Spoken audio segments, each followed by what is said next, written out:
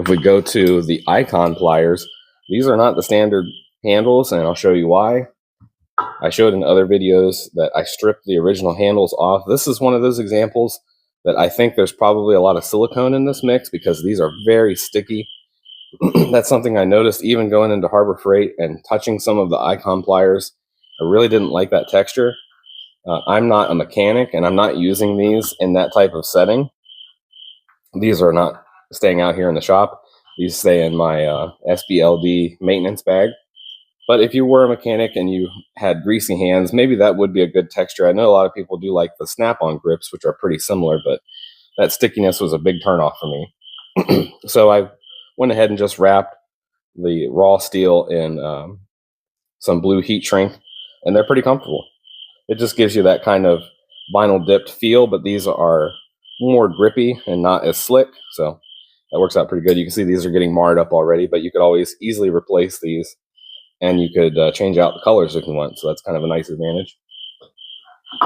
I'll show you why you might want to wrap your handles in heat shrink like I did. Here's a good example of some slip joint pliers.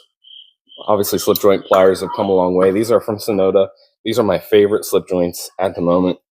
It has a triple slip joint, but it has a nicely textured handle, so it gives you good grip. And it's kind of a matte chrome finish, so then it's not so slick.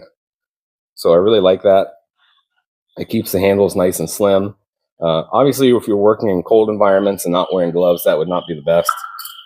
Here's another example of some Sonoda pliers. Here's their water pump pliers, one of their smaller versions. And what I did is I stripped the vinyl handles off. They were also really sticky. But what I didn't realize is that this finish underneath here, because it's chrome, is super slick.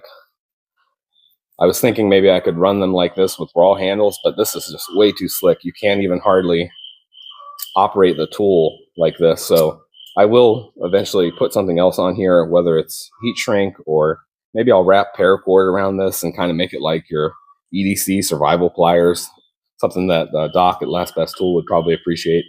Might just play around with it. So that's one example of raw handles that might not work for you.